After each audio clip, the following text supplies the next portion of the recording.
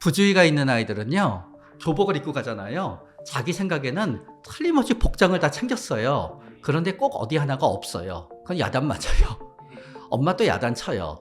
그러나 걔는 그거를 못 바꿔요. 부주의가 있거든요. 걔도 어쩔 수 없거든요. 그렇게 우리는 뭔가 부모 뜻대로 움직이지 않는 거를 움직이지 못하는 건데, 움직이지 않는 거로 착각했을 때 계속 부모 자식 관계는 나빠져요.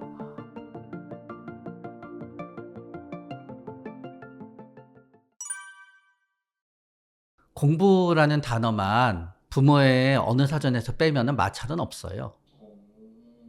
그래서 부모랑 자식 사이에 일단 공부란 단어를 빼야 돼요. 저 아시는 분 중에 이런 분 있었거든요. 그분이 업종에서 너무 접대를 평생 많이 하면서 살았어요. 그분은 그래요. 다음 생에는 접대라는 단어가 없는 나라에서 태어나고 싶다고. 중고등학교 애들은 다 공부라는 단어가 없는 나라에서 태어나기를 바라지요. 그렇기 때문에 보통은 초등학교 한 3학년 때까지 부모 자식 관계 되게 좋아요. 맞아요. 어릴 때 좋죠. 네, 그러다가 초등학교 한 6학년부터 부모 자식 관계 나빠져요. 공부시키느라고. 그러다가 보통 부모 자식 관계는 대학교 들어가면 또 괜찮게 또 회복돼요. 어찌됐든 부모가 단념하거든요. 네. 근데 아이들 경우에 이런 유형이 있어요. 진짜 슬픈 유형인데요.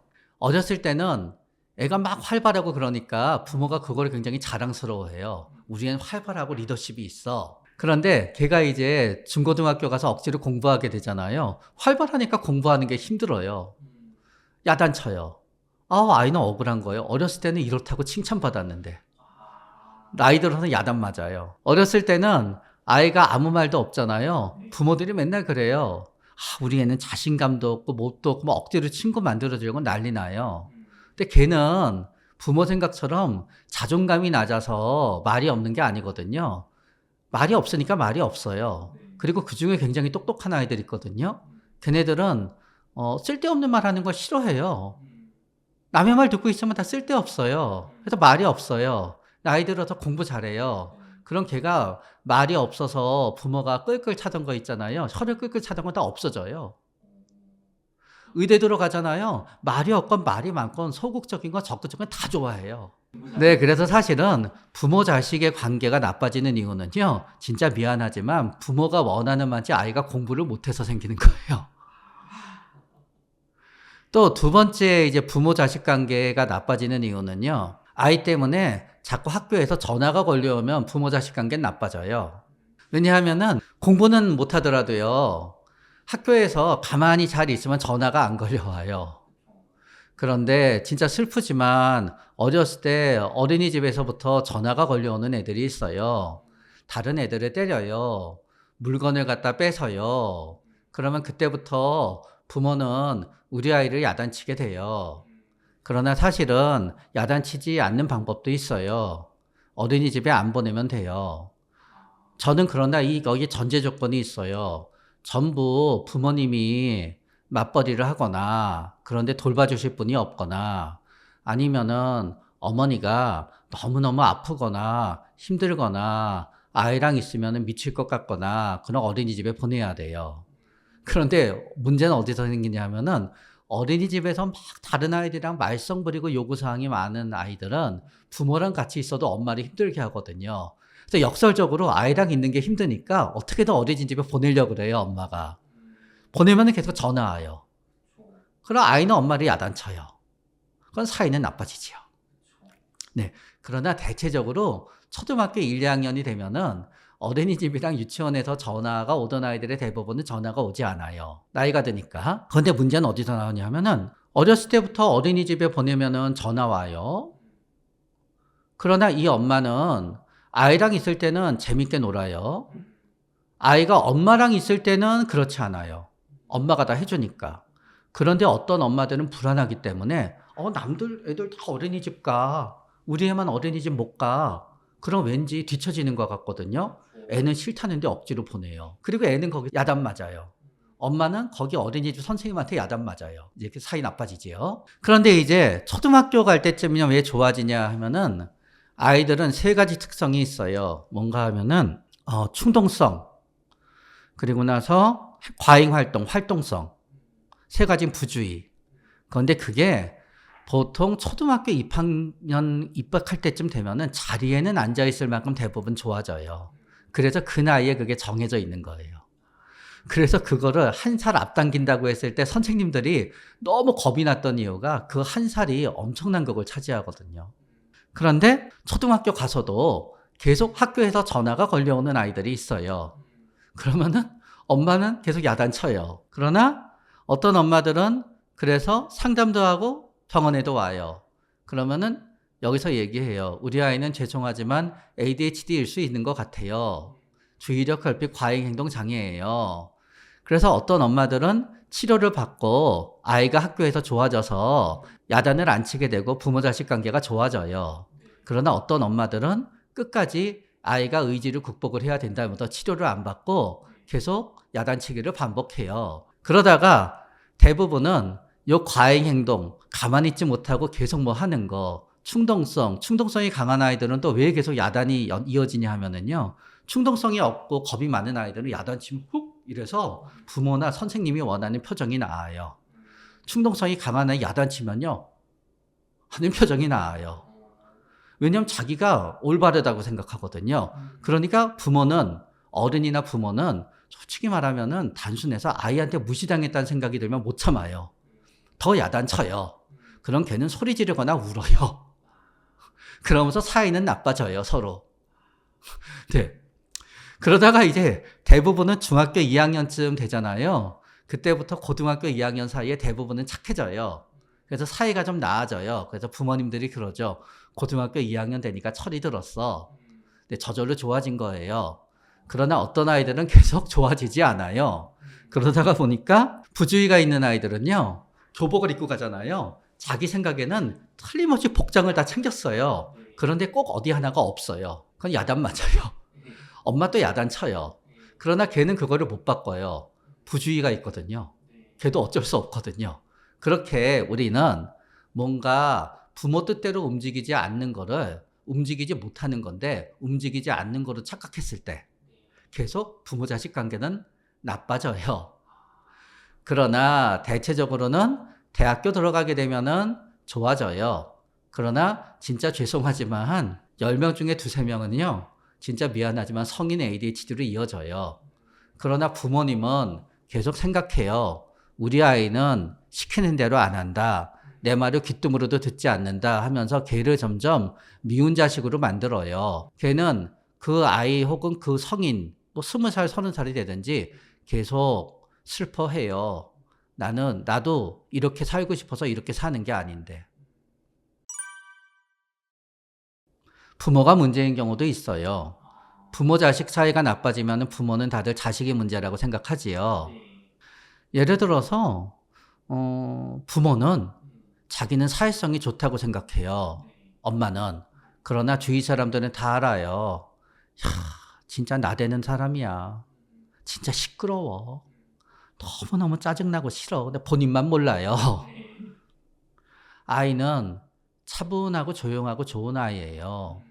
공부도 잘해요. 성실해요. 그러나 부모는 계속 야단쳐요. 넌 사회생활 어떻게 할 거니? 넌 그게 뭐니?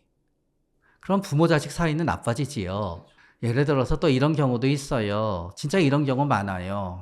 자식은 어렸을 때 공부는 잘하지 못했어요. 그런데 나이 들어서 자기 사업하고 자기도 어느 정도 자기 벌이를 잘해요. 형은 나이 들어서 공부 좀 잘했어요. 그래서 형은 뭐 공무원이 됐든 대기업 직원으로 일해요. 그러나 사실은 돈은 막내 아들이 더 많이 벌어요. 그리고 생활비도 막내 아들이 더 많이 줘요. 네? 그런데 엄마 아빠는 형만 좋아해요. 그리고 동생 몰래 형한테 집도 물려줘요. 그런데 어떻게 동생이랑 엄마 아빠가 사이가 좋을 수 있어요. 그래서 사실은 부모는 자식을 다 똑같이 사랑한다고 주장해요. 네? 야, 10손가락 어떻게 해서 안 아픈 손가락이 있니 해요. 그러나 여러분 손가락 한번 아프게 해보세요. 더 아픈 손가락이 있고 덜 아픈 손가락이 있어요. 부모는 얘기해요. 우리는 너희들한테 각자 다르게 사랑해라고 얘기하거든요. 자식은 알아요. 아니, 다르게 사랑하는 건 좋은데 왜 집을 쟤한테만 주고 왜 나한테는 안 줘요? 그렇죠. 그래서 형제가 많은 경우에는 편애를 하기 때문에 사이가 나빠져요. 또 마지막 경우는 뭔가 하면은 부모가 원하는 잘 산다는 가치랑 자식이 원하는 잘 산다는 가치가 달라지는 경우가 있어요. 예를 들어서 부모가 원하는 잘 산다는 가치는 남한테 내 자식이 뭔가 자랑할 만한 타이틀이 하나 있기를 원해요. 사실은 그래서 부모들은 자식들이 공무원이 되건 대기업이 되건 사자가 붙기를 원하는 거예요. 자랑하고 싶으니까. 근데 우리 자식이 사자가 붙지도 않고 대기업에 다니는 것도 아니고 그리고 나서 공무원이 된 것도 아니지만 어느 정도 잘 지내요. 그럼 만족하면 되지요. 만족을 못하는 부모들이 있어요. 그럼 부모 자식 사이가 어떻게 좋아져요. 그리고 마지막 끝없이 잔소리하는 부모님들이 계세요. 세상에서 제일 바보 같은 생각이요. 남한테 싫은 짓을 하면서 남이 나를 좋아해 주길 바라는 거예요. 저는 내가 남한테 싫은 짓을 해도 된다고 생각해요. 그 싫은 짓을 안 하면 내가 미치고 죽을 것 같으면. 그러나 내가 남한테 싫은 짓을 하잖아요. 남이 나를 싫어할 거를 각오하면 돼요. 남한테 미움받을 짓을 하잖아요. 미움받는 걸 당연히 여기면 돼요. 근데 부모는요, 자식한테 싫은 짓을 하고 미움받을 짓을 하면서 자식이 당연히 부모를 좋아해 주기를 바래요. 그럼 부모 자식 관계는 나빠져요. 자식도 마찬가지예요. 부모한테 미움받을 짓을 해요. 부모가 싫어하는 것만 해요. 그러나 부모는 나를 좋아해 주길 바래요. 그러면 그럴수록 부모 자식 관계는 더 나빠져요. 그래서 부모 자식 관계가 서로 좋아지려고 그러잖아요. 서로 상대방이 좋아하는 거라고 뭐 화기애애하게 지내는 게 아니라요. 서로 상대방이 싫어하는 짓을 안 해서 지금보다 더 나빠지지 않는 게 최고예요. 특징은 하나밖에 없어요. 사랑받지 못했다는 기억이 있다는 것밖에 없어요. 근데 실제로도 이런 사람 있잖아요. 부모한테 엄청 사랑받고 자랐어요. 그런데 망난이에요. 그럼 우리 뭐니 하면은요. 너무 오냐오냐 키워서 그래요. 스포일드 됐다 그러죠. 부모한테 사랑받고 지냈어요. 사람이 괜찮아요. 역시 좋은 집안에서 자라서 그래요. 부모한테 사랑받지 못하고 자랐어요. 그런데 엉망이에요. 그러면 애착 형성이 안 됐나 봐 그래요. 부모한테 사랑받지 못하고 지냈어요. 그런데 굉장히 잘 지내요. 그럼 그런 분들 물어보면 하는 얘기가 있어요. 부모한테 받지 못한 사랑을 남한테 베풀면서 살고 싶어요. 결국은 귀에 걸면 귀걸이, 코에 걸면 코걸이가 돼요. 왜 그렇게 되느냐 하게 되면은요. 우리는 생각보다 타고 태어나면서 엄마 뱃속에서 나오면서 결정되는 부분이 많기 때문에 그래요. 그러나 이 결정되는 부분이 발현되는 시기는 어려서가 아니라 성인이 되어서예요. 극단적인 얘기를 말씀드리면요. 나는 진짜 미안하지만 부모님한테 태어날 때 나이가 들어서 80이 되어서 치매가 될 수 있는 거를 부모님한테 받고 태어났어요. 그러나 내가 나이가 60에 죽었어요. 나는 그게 발현이 안 되는 거예요. 네? 예를 들어 그렇기 때문에 결국은 우리의 성격이 정해지게 되는 거는 25세 이상에서 성격이 어느 정도 결정이 돼요. 그래서 18세 미만자한테는 성격장애라는 진단을 하지 않아요. 우리는 흔히 품행장애다라고 얘기해요. 근데 품행장애 되게 굉장히 어려워요. 그냥 말 좀 안 듣는다고 품행장애가 아니에요. 품행장애가 되고 싶잖아요. 일단 가출을 밥 먹듯이 하거나 그러면서 누군가를 해치는 행동을 하거나 누군가의 물건에 굉장히 커다란 손상을 갖다 하면서 사회규범의 대부분을 어겼을 때 품행장애가 돼요. 그럼 품행장애, 어렸을 때 품행장애면 다 나이 들면 전과자 되나 보다 생각하지요. 그 중에 실제로 공식적인 중범이 되는 크리미널이 되는 경우는 보통 20에서 10%로 잡아요. 대부분 나이가 들면서 성인이 되면서 바뀌어요. 그래서 군대 갔다 와서 철이 들었다는 얘기는요. 군대 갔다 와서 철이 드는 게 아니라요. 군대 갔다 올 나이가 되면 철이 드는 거예요.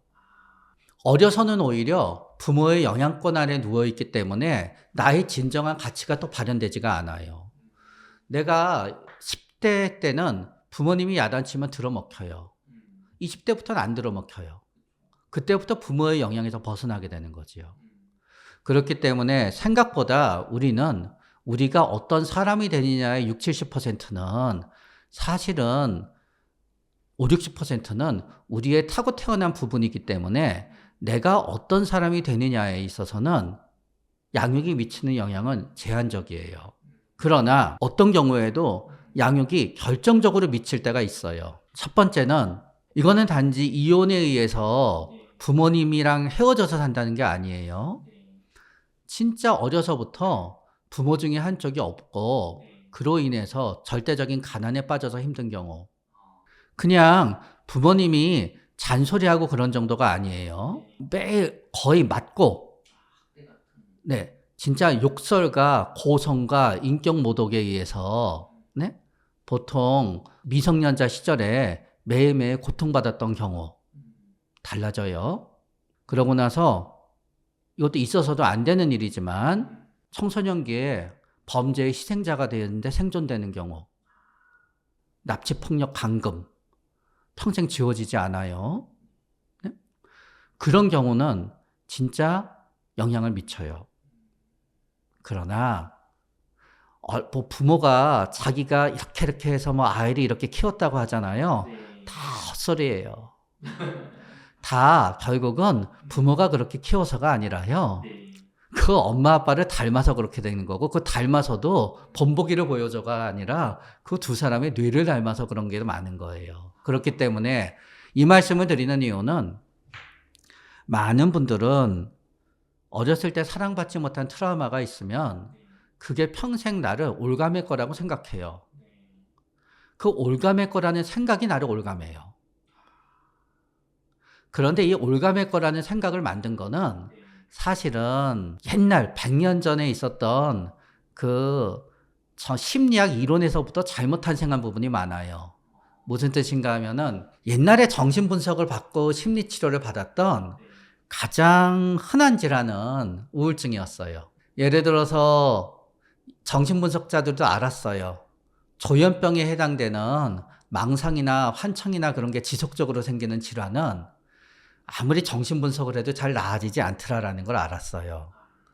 그래서 그러다가 이제 설리반이라 그래서 굉장히 유명한 미국의 정신분석가가 있는데 조현병에 대해서도 이제 심리치료를 하고 정신분석을 했었어요. 그래서 이제 조현병이나 심리치료도 정신분석의 대상이 될 수 있다라고 하는 게 획기적이었었어요. 몇십 년 전에.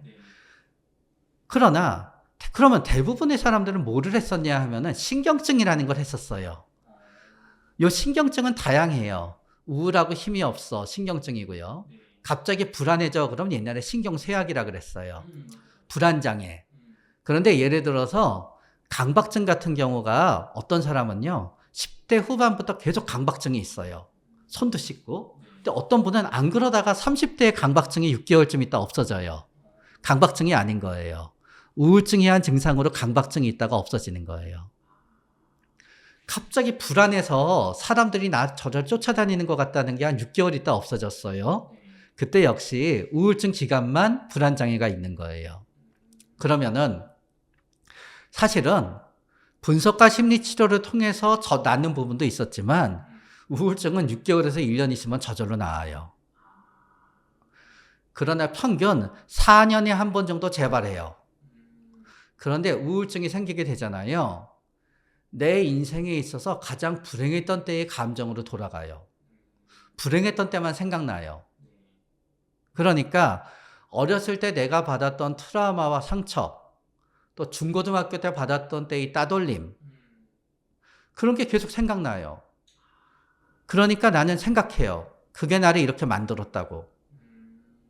그러나 그게 나를 이렇게 만들었으면은 살면서 1년 사시사철 한시도 안 빼고 생각했어야죠. 그것을 정신분석에서는 얘기했었어요. 잠재기억에 있다. 지표면에 깔려져 있는 게 지진이 나듯이 위를 흔들어다, 여파가. 그래서 지진이 몇 년에 한 번 나듯이 네? 밑에 깔려져 있다. 델리버라티브하다 그랬어요. 그러다가 이제 괜찮아져요. 그럼 다들 생각해요. 저절로 나온 건데 치료를 받아서 나았어. 물론 다 이렇다는 건 아니에요. 한 예만 말씀드리는 거지 대부분의 심리치료와 정신분석은 좋은 방법이고 유효해요. 그러다가 이제 4, 5년 있다가 또 그 생각이 나면서 내 삶이 엉망이 돼요. 사실은 우울증이 와서 그 생각이 나는 거예요. 디프레션 우울증은 나를 갖다 머리에서 발끝까지 나를 무기력하게 만들어요. 그래서 디프레션일 때 저는 환자분들께 물어요. 평소에 여러분들의 능력이 100이었으면 지금 몇이 되냐고. 10분의 1쯤 된대요. 그러니까 나는 내가 10분의 1이었던 어리던 약한 때로 돌아가는 거예요. 퇴행인 거예요. 그러니까 그때 생각이 나요. 그런 거지. 네? 여러분들을 갖다 괴롭혔던 어린 시절에 내가 사랑받지 못했음이 네? 향후 나의 인생을 결정짓는 건 아니라는 거지요. 디프레션의 힘은 진짜 막강해요. 많은 사람들은 디프레션을 스스로의 의지를 극복했다고 생각하지만 의지가 있든 없든 때가 되면 나아요. 그렇기 때문에 우린 절대로 우울증이나 디프레션이 있거나 디프레션인 줄 본인은 몰라요. 슬럼프에 빠져서 서너 달 힘들어하는 분한테 절대로 의지로 극복해란 말을 하면 안 돼요. 솔직히 말씀드리면 저는 대한민국 어느 사전에서 의지를 빼고 싶어요. 진짜 안 좋은 단어라는 생각을 많이 해요. 의지로 우리가 월드컵 우승하던가요? 안 되죠. 미안해요. 요새 축구 때문에 이런데 월드컵 얘기를 꺼내서. 의지로 안 되는 일이 대부분이에요. 그렇기 때문에 그럴 땐요. 일단 치료를 받아도 되고 치료를 받는 게 아니잖아요. 간단해요. 하고 싶은 거는 하고 하기 싫은 거는 안 하면 돼요.